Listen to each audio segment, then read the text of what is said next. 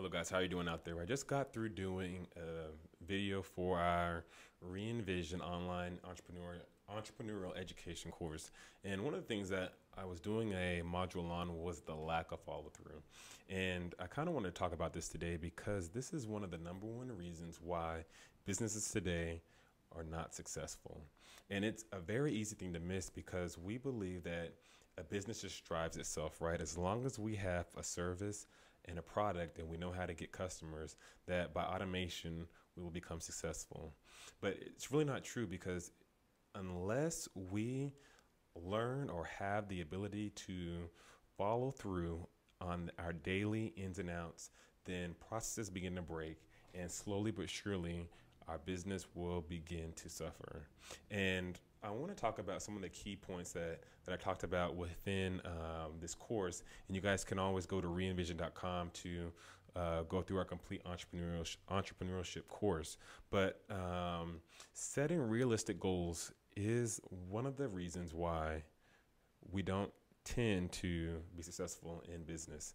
And a lot of times I've seen where businesses don't even set goals. They just go to work, they drive, their employees just, drive. And it is, from like a retail standpoint, let's say I'm a small mom and pop's joint. I just come into work every day. I have, all my clothing out for people to come and view. And at 8 o'clock in the morning, I come in, 5 o'clock, I go home.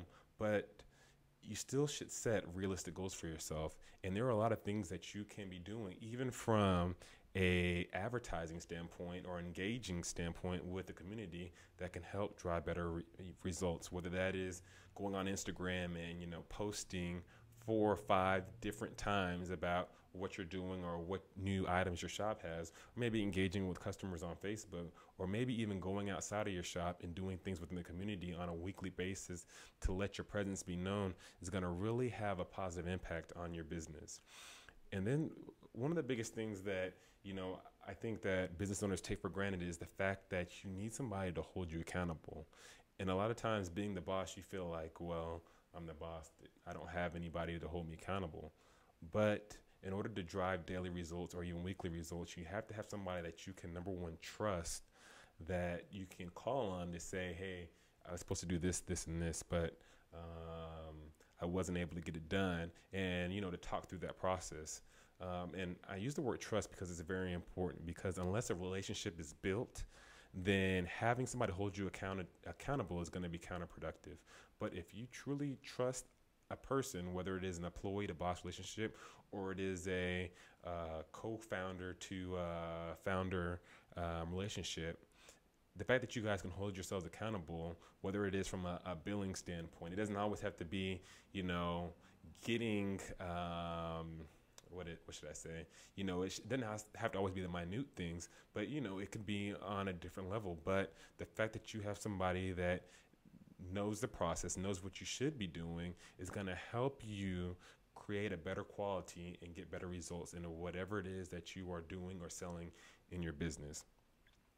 And the biggest thing, I know we hear it all the time, but working smarter, not harder. A lot of times we fail at follow through is because we have too much on our plate. But I know even for myself that I had to teach myself how to delegate. So having people that you can, again, I'm using the word trust to take over some of the responsibilities that you have in order to get it done. Because if you put everything on top of your shoulders, if you're putting all the priorities on your shoulder and not giving your employees or your peers tasks, then you're going to make things more difficult for yourself and you will burn out. So you will stop following through because you're going to say, hey, I want a long break. I need a long vacation, when your business can't afford it. And then things start slipping by the wayside. You stop wanting to do things that you typically would do, and the business suffers. Then the next biggest thing to help you not get burnt out is to celebrate your milestones. And this is very huge. And you see a lot of times where big corporations try to do this, but it's even more important for the small businesses, because without celebrating your milestones, one, you're not taking a look back at what you did or what your team did that was successful, right? It is not just a one-man job. And if it is, you need to take the time out to say, hey, this is what I did this week. I was able to increase sales by this much. Or maybe it's not about increasing sales. Maybe it's your first day or first week and you said, hey, I got my first sale. Or maybe you're in the development stage and you hit a milestone because you were able to add this feature to your product. So it's important to celebrate the milestones because it's easy to forget where you came from. But if you set little trophies, right, it doesn't have to be physical trophies, but it could be mental trophies that have been placed, by either the pat on the back or, whatever the case may be. Be creative, right? But if you're setting mental trophies that showcase what you've done over the course of a week or a month, I'm not telling you how to do it. It could be even quarterly, but you want to do these milestones because it's so easy to set your sights on a goal, right? Hey, I want to be able to get this revenue, by the end of this month or by the end of this year. This is what I want to be maximizing as far as profits. But without taking a look at your milestones, number one, you're not going to see all the great accomplishments, and then also how you can maximize on it. And then also gives you time to look and say, hey, well, I didn't do this so well. And from there, you can make adjustments, implement new things to help you increase productivity in an area which you need help in. And it's a time for you to say, hey, the people that I trust, right, using that word again, actually going back to them and saying, hey, this is kind of where we missed the mark on. We did X, Y, and Z very good, but, A, B, and C here, it wasn't so great. So what do you guys think, right? Delegating some of that responsibility, putting that back on them.